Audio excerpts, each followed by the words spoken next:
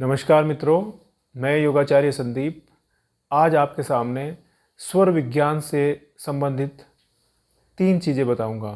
यानी कि स्वर विज्ञान से आप कैसे सफलता प्राप्त कर सकते हैं, स्वर विज्ञान से आप कैसे अपने स्वास्थ्य को ठीक रख सकते हैं और स्वर विज्ञान से कैसे आप अपने रोग और दर्द को ख़त्म कर सकते हैं।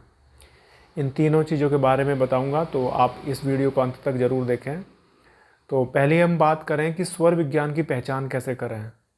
स्वर विज्ञान में हम अपने स्वर को चेक करने के लिए जो हमारा शरीर है, हमारा नॉस्ट्रिल है, हमारे नॉस्ट्रिल में 3 स्वर चलते हैं। अगर मैं पूरे शरीर की नाड़ियों की बात करूं तो हमारे शरीर में 72,000 नाड़ियां हैं, 72,000 नाड़ियां हैं, और उनमें से भी 10 मुख्य हैं और 3 अति मुख्य हैं, ईडा, पिंगला और सुषुम्ना। तो ईडा हमारी बाएं नॉस्ट्रिल में जब श्वास का प्रभाव होता है तब ईडा नाड़ी चलती है, और इसको चंद्र स्वर भी बोलते हैं, इसको ईडा स्वर भी बोलते हैं, ईडा नाड़ी भी बोलते हैं, और बायां स्वर भी इसी को बोलते हैं। दूसरा होता है राइट नॉस्ट्रिल, यानी कि जब हमारे शरीर में प्राणवायु पिंगला नाड़ी में होती है तो हमारा राइट स्वर चलता है, दायां स्वर चलता है, इसको सूर्य स्वर भी बोलते हैं। तो अगर हमारे बाएं स्वर से इजीली श्वास आ रही है और राइट से नहीं आ रही है उतनी अच्छी, तो हमारा बायां स्वर चल रहा है। और अगर राइट से अच्छे से ब्रीदिंग इजीली आ रही है, सॉफ्टली आ रही है, इन आउट हो रही है, और दूसरे से ऐसी नहीं आ रही, तो तब हमारा सूर्य स्वर चल रहा है, यानी कि हमारी प्राणवायु पिंगला नाड़ी में है। तो हम दोनों को चेक कर सकते हैं। जैसे अगर हम राइट को बंद करें और लेफ्ट को से नॉस्ट्रिल को इन आउट करके देखें एयर को, तो आपको पता लग जाएगा कि आपका लेफ्ट चल रहा है, या फिर लेफ्ट को बंद करके राइट को इन आउट करके देखें, तो जो भी इजीली चल रहा होगा उससे हम पता लगा सकते हैं कि हमारा लेफ्ट चल रहा है या राइट चल रहा है। तो लेफ्ट चल रहा है तो ईडा स्वर चल रहा है, ईडा नाड़ी चल रही है, और राइट चल रहा है तो पिंगला नाड़ी चल रही है, यानी कि बायां स्वर चल रहा है या फिर दायां स्वर चल रहा है।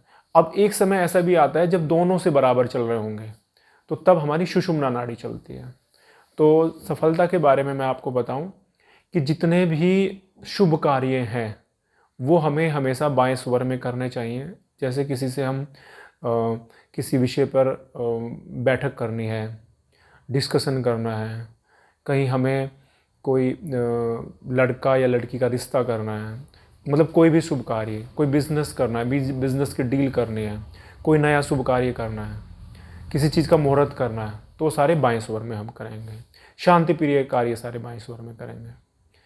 जितने भी हार्ड वर्क हैं, ऐसे कार्य जिसमें शरीर को ज़्यादा हार्ड वर्क करना पड़ता है, यानी कि जो पसीने वाले कार्य हैं, वो सारे हमें दाएं स्वर में यानी कि पिंगला नाड़ी में करने चाहिए, यानी कि सूर्य स्वर में हमें करना चाहिए। और जब दोनों स्वर चल रहे हों, यानी कि सुषुम्ना नाड़ी चल रही हो, तो तब हमें कोई भी कार्य नहीं करना होता है।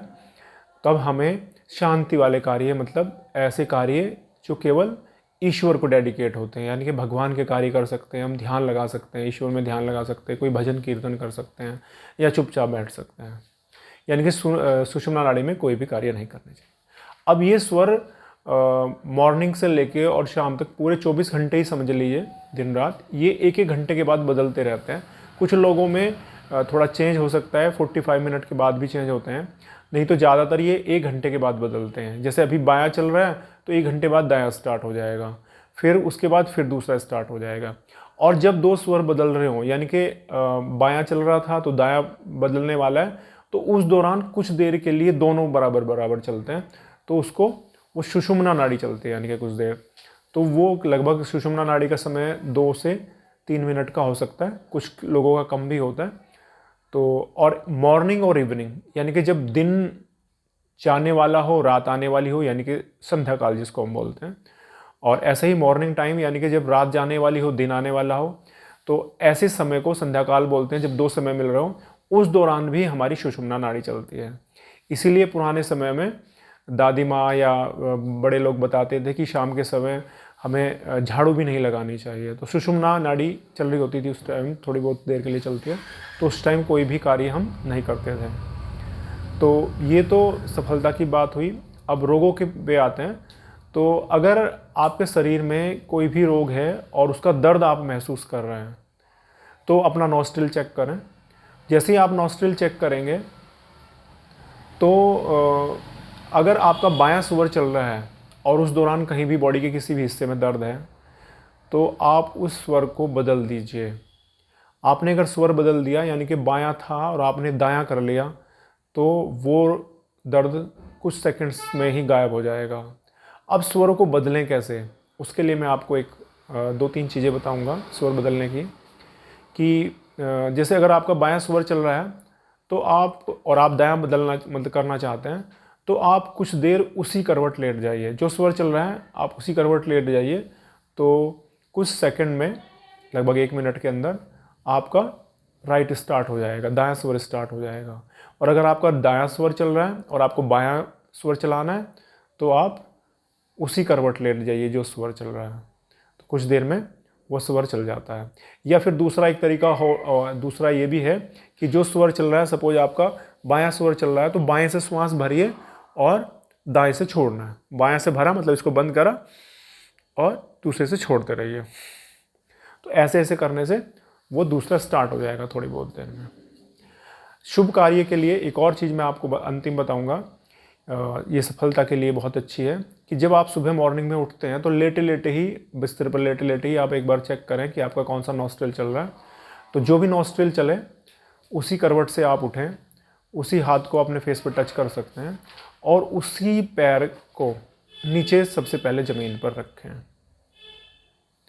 ऐसा करने से आपका वो दिन पूरा शुभ जाएगा और आपका दिन अच्छा होगा। धन्यवाद।